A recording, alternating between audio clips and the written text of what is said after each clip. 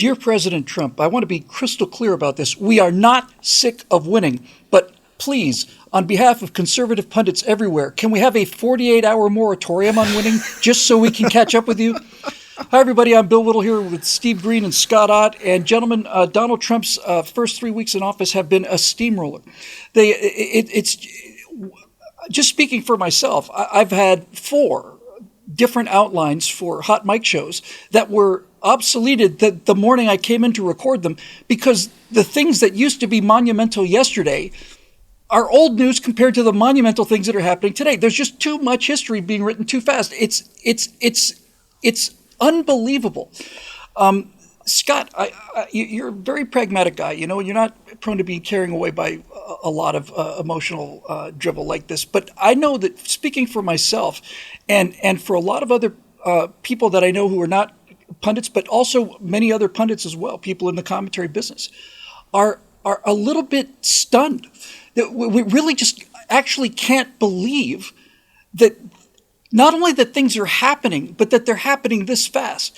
If you had told me that it would take the better part of an afternoon to have both Mexico and Canada put 10,000 troops on their own side of the border in order to stop fentanyl coming into the country, I wouldn't have believed that it was possible to do, but to do it in what was it, an afternoon?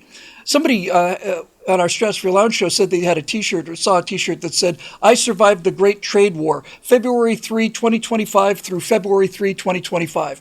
And it has a surreal quality to it, doesn't it?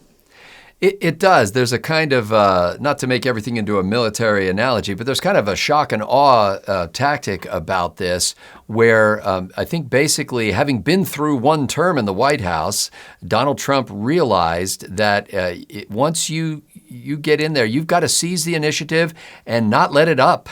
You've got to hold that initiative on the ground until it gives you what you want. And so he has really been effective at doing this. Now, for us geezers who are used to seeing the snail's pace of government for decade upon decade, this seems shocking.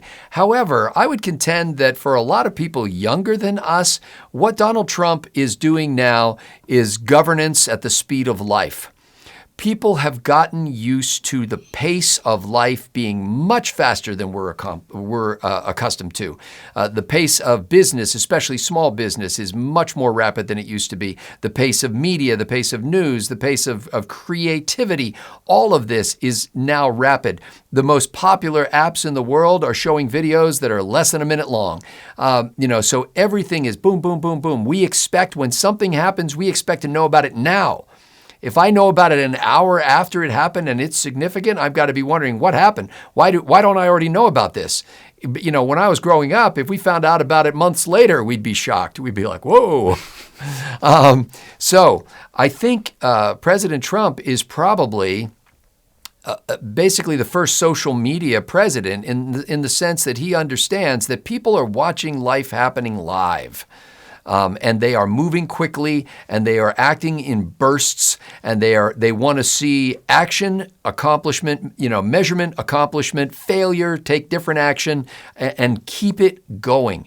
This has been a common dogma in the business world, frankly, for a number of decades now. I mean, how long has it been since Fast Company magazine was created? I mean, that just this idea that you could be some dullard plodding along like government has been, like big corporations have been, that's been exploded for everybody but government.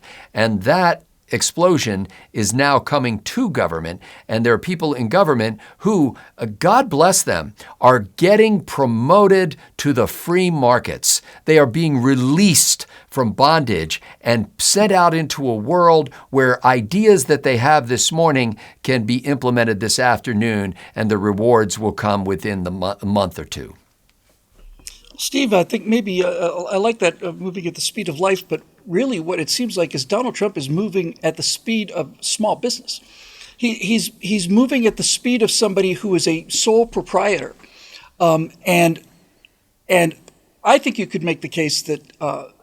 And let me just interrupt myself here by saying, it is the obvious strategy of the left to portray Elon Musk as the actual president, and Donald Trump is just the idiot buffoon who trails. So all of this is designed to discredit Trump and his enormous electoral win. So I'm not going there at all. I'm not even trying to shade that area. But I think you could make the case that SpaceX, as an example, is run like a small business because it has one owner. It's not like Boeing. So let's just take STS and the Artemis program. They flew one mission where the capsule went around the moon, and that was what 2 years ago, something pushing 2 years ago. I think 2 years ago more? now. Yeah. Okay. And they may actually fly another mission someday. There's a rumor that might happen, and now there's of course a rumor that it's going to be cut because it's $4 billion a launch and all the rest. And of it, that's right? just for the rocket. Yeah. But when you compare, I have gotten used to my entire life, I have gotten used to government moving at the speed of NASA, which is one launch every 3 years, right? And when you look at what SpaceX has done with the Starship program, they're flying. One exploded. Okay, so that might take another 2 weeks. When you look at just look at how fast Starbase is being constructed and reconstructed again. And this pad design doesn't work. We're going to scrap it. We're going to bury these tanks over here. I watched the development of SpaceX's Starbase and am astonished at how fast that company is moving. And to my absolute astonishment, the government reconstruction is moving at that pace, and I just don't know what to do other than applaud wildly and celebrate. But it does kind of almost leave you with a sense that I still can't believe it's even possible, let alone happening. It is amazing. It's breathtaking. It's exhausting, and yet, as tired as I am at the end of one day, whether it's writing for PJ Media or doing video podcasts for Bill Whittle, I wake up each morning ready to go. Me too. I am just up and at 'em, and I'm in front of my keyboard, and I can't wait to tackle the world because the kind of energy that Trump and Musk are displaying is infectious. It gets people excited. It gets us motivated. We talked in the backstage for members only about them chiseling off the letters on U.S. aid. And as you said, Bill, that was only symbolic, but it's the kind of symbol that means something to people that we're going to carry with us when there are setbacks. This bureaucracy does not exist anymore. The building is no longer labeled. It's gone. And I never thought I would live to see the day. One down, 430 to go. And we're on day 22 of Trump 47 as we record this segment today. And it's funny that Scott mentioned shock and awe because I wanted to mention an Air Force term, the OODA loop, which is observe, orient, decide, and act.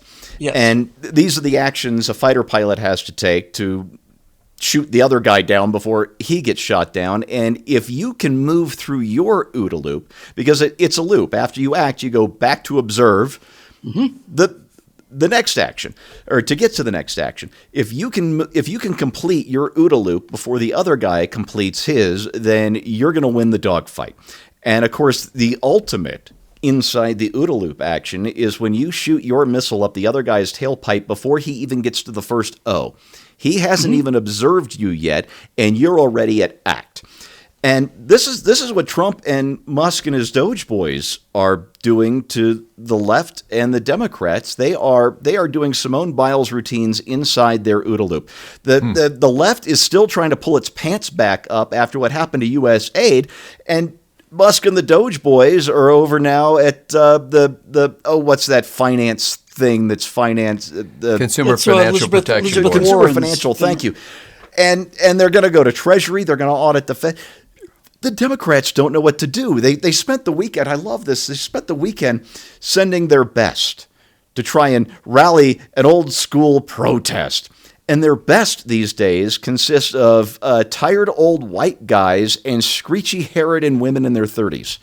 This is their best. And I don't know if you saw Chuck Schumer trying to lead a rally. Oh God, it was lovely. He couldn't get anybody to chant. It was the most desperate, pathetic, funny thing I've seen in a very long time. He's a rhetorical firebrand, you know. No chance. Yeah, And what we're finding out is the left was all smoke and mirrors. It's all AstroTurf. The U.S. aid money is drying up, and they tried to have one of their big protests, their pre-printed signs and all that, except and I can't remember which department this was in front of, but there were no pre-printed signs, and there are no protesters. They had like 24 people. They tried to get 1,000. This is where they are right now, because Trump and Musk have the energy, they have the quick decision-making power, and they are out there doing the right thing for us every single day, faster than professionals like us can keep track of it all. Yeah, it's amazing. And I'm glad you brought up the OODA loop. I've done a number of pieces on John Boyd, who's a fighter pilot who invented the OODA loop. And one of the unique qualities about cycling your OODA loop fast, as Boyd pointed out, was that you can actually make a mistake. But if you're cycling through observe, orient, decide, and act fast enough, you can correct your mistake before the other guy has a chance to adjust to your mistake. It's marvelous. Take the example of one of the staffers who apparently had some somewhat sketchy text from a couple years ago, whatever. Yeah. He resigns, and then in the space of an hour, the people say, well, maybe we should rehire him. What do you think? Yeah, I think we should rehire him because, a couple of people chime in. So he's rehired. It's a mistake corrected. And now he's J.D. Vance took that kid's side, had his back. Did. Wow. It was amazing. We've all done stupid things, but I say give him another chance. So they gave him another chance. That crisis, that scalp that the left is used to getting, they didn't get it. That's huge.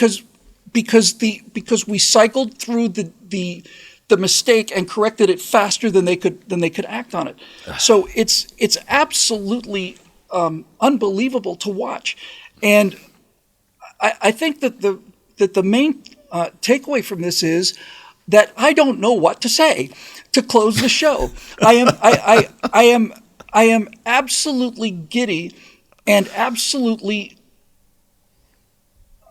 astonished at the fact that things that I always believed in, my core belief in the darkest of the dark years was that one of the consolations that we could have was that all of the problems that afflicted America were self-inflicted problems, that there was nothing that was holding back America except ourselves, that we were Gulliver who had nailed himself to the beach, and that all we had to do was develop the will to sit up and stand up, and that's all it took. So watching that has been kind of fun. And the other thing was this belief that in restoration, I've talked about Glacier Girl, the airplane that was restored from wreckage of a World War II P-38. And restoration is happening in front of our eyes. Was it Fort Hood that had been named Fort Liberty? Oh, Fort Bragg.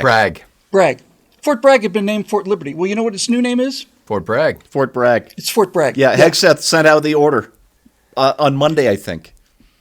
It can be undone, and it can be And they made just back. found a different guy named Bragg to name it after. They named it after a World War II hero whose last name was Bragg, so that they Is that what they did? Yes. That is what they did, yeah. So I have maintained the thing about restoration is that not only can you build it back as good as it was before, you can make it actually better than it was before. So that is absolutely genius. I had not heard that sort. It's absolutely genius. 48 hours is all we're asking, Mr. President. And I would tell you just to go off and have a golf vacation. But if you did, we'd probably own China and better part of Siberia. So I don't know what else to tell you. It's been a glorious thing to watch. And I think the most fun thing to watch has been watching the left trying to cope by saying that Trump supporters are very, very disappointed in their votes. That's the narrative that they're trying to manufacture. That once Trump supporters have realized that he's destroying the government, that we all regret our votes and so on. And I don't know, I'm probably speaking for Stephen Scott here when I say I don't regret my vote at all. For Steve Green and Scott Ott, I'm Bill Whittle. Thanks for joining us. We'll see you next time on Right Angle.